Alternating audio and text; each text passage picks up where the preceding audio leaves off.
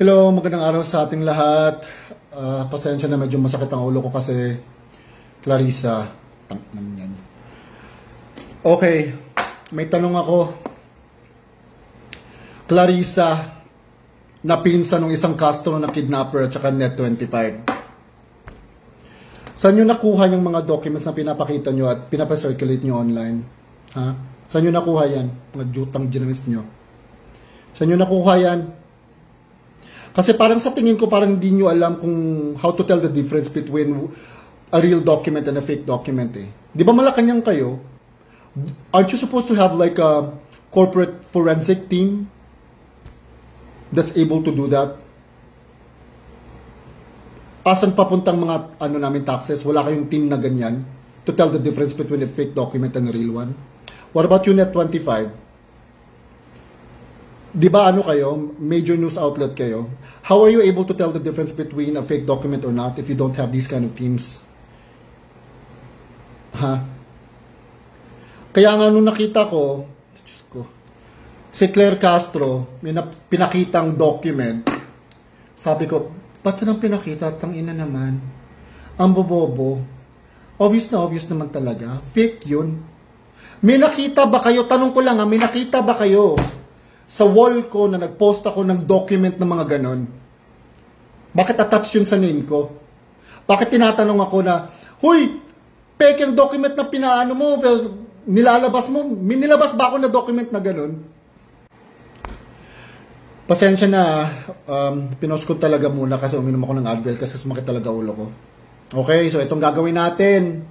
Sige, i-compare natin ang legitimacy ng documents na meron ako versus sa mga documents na pinapa-circulate nila online. Nitong si Tanim fake documents, Claire Castro, Malacanang, at saka itong si Net25. Okay, so let me get things ready for you guys. Magsasalita lang ako tapos i-ready ko lang ang mga documents ko dito. Okay, so sa mga di nakakaalam kasi, ang trabaho ko dito sa Amerika, nasa Legal and Fraud Department ako. So, dito tinatapon sa akin lahat mga documents for verification and forensic verification as well. Naaamoy ko kung anong document na peke at saka totoo. Unang glance ko lang sa document na tinitingnan ko, malalaman ko na agad kung peke o hindi. Okay? So, eto na. For soft legal copies kasi, na natatanggap ko sa firm, this is how I check it if it's legit or not. So first of all, legal soft copy documents cannot be edited. Okay, dito sa Amerika. It is right protected. It is impossible to edit right protected documents here. Legal right protected documents. So kahit anong gawin mo dyan, hindi mo yun may edit kasi nga naka right protect. So like this one, eto, ha? Asan na yun? Papakita ko. Step. Eto. Okay. Try natin ha. Ito kasi mangyayari pag itry mong i-edit ang documents na legal dito sa Amerika. Naka-right protect. Okay, sige. O, ito. Edit. Ano to legit to na document to Okay, sige. Papakita ko lang sa inyo. O yan, seal na. So, i-edit natin. Tingnan nyo kung anong mangyayari kung i-edit natin.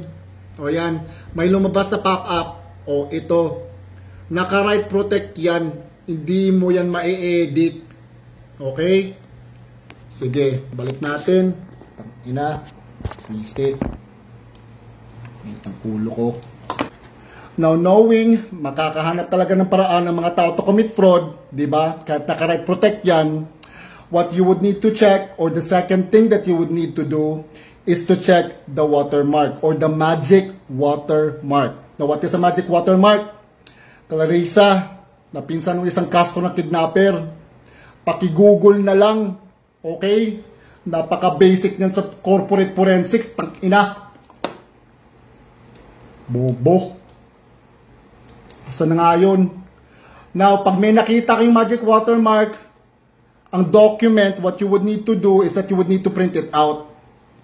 Now, if the document doesn't have the magic watermark, okay, it means that the soft legal copy is legit. It is real. Okay? Now, what am I talking about? Papakita ko sa inyo. Okay, ito na. Ito magic watermark Okay, so this is the magic watermark. This is only visible in soft legal copy documents. Okay?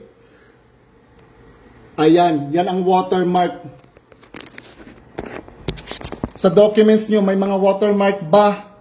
May nakita ba kayo, Net25 at Malacanang, may magic watermark ba?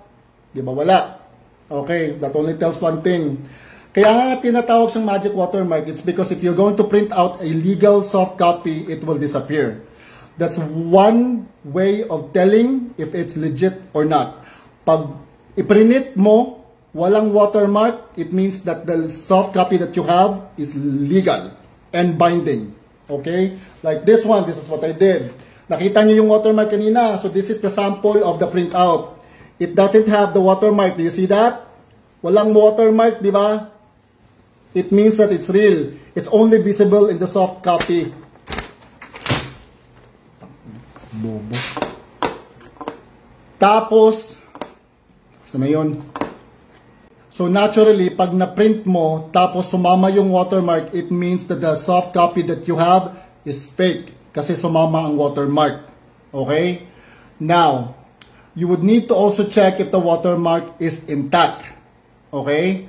Na katulad nito. Kasi if it's not intact, it means that they have found a way to break the right protect, of course, and had tampered the document. So every time you type a letter on a document that has a magic watermark, it degrades the watermark like this one.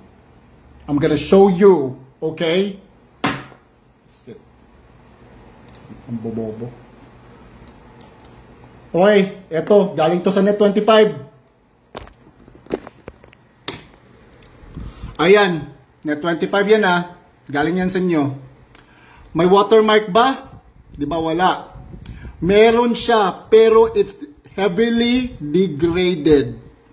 It means that this has been tampered with, the right protect has been broken, at may iniba. Nakita nyo yan? That's the trail of the watermark na na-degrade. So, nawala ng watermark. Okay? So, inedit yan. Ito ang tampered na document na pinost ng Net25. Kasi, heavily degraded ang watermark. Again, the watermark is heavily degraded. It means that the right protect has been broken and the document has been tampered with.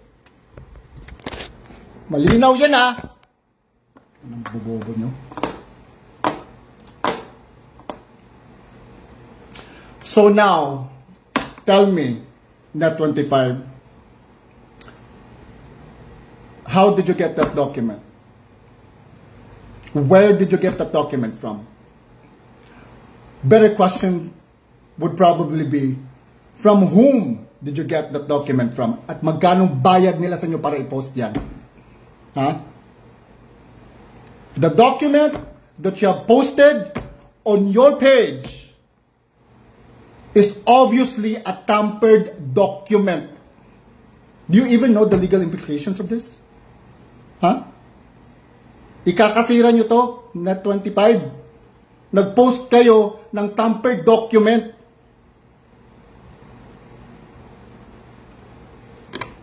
Grabe. Mga major news outlets pa naman kayo. Aren't you supposed to have like a solid corporate forensic team that does this? Wala kayo niyan?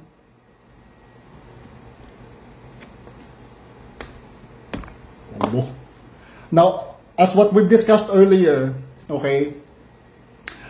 So basically, if it's a soft copy document, it will have the watermark. Pag ipiprint mo yung watermark, pag wala ang watermark, legit yan. Okay? Pag ipiprint mo, sumama ang watermark, it means that it is not a magic watermark and that the soft copy that you have is fake. Alright? And then, pag may nakita kayong mga anino ng watermark dyan, it means that the document has been tampered with and that the right protect has been broken. It's that simple. Now, let's go to the document that has been posted by Malacanang, by Auntie Claire. Now, as you can see, doon sa document niya, even though that it was on screen, it was presented as a hard copy. Hence, the page break. Hindi yon pink line, Clarissa. Page break yon. Diyos ko Lord. Okay, as what we've discussed earlier, yun na, di ba? Now, kung yung document na yon, hinand in sa akin sa opisina for verification, hindi ko tatanggapin. Okay? Kasi, walang indentation at walang embossed watermark sa document and there's no legal seal right beside the signature. Hindi ko yung tatanggapin. Ganun lang yun kasimple. Okay? Now, di ko alam kung saan papunta yung mga taxes natin. Bakit puro mga bobo ang nandyan sa loob ng Malacanang? Ito ang team mo, bangag. Nagkadaloko-loko na ang Pilipinas nang umupo yung bangag dyan sa Malacanang. Isa lang namang hingi namin naming mga taong bayan. Gusto namin magpa-hair follicle test ka to know if you are sane to run a country. Hindi ka presidente sa chapel. Presidente ka sa bansa. And what's aggravating about it is that alam ng buong Pilipino na gumagamit ka. Pero hindi sila nagagalit. Bakit konti lang kaming nagagalit nito? If you want to clear your name, hair follicle test. Puta.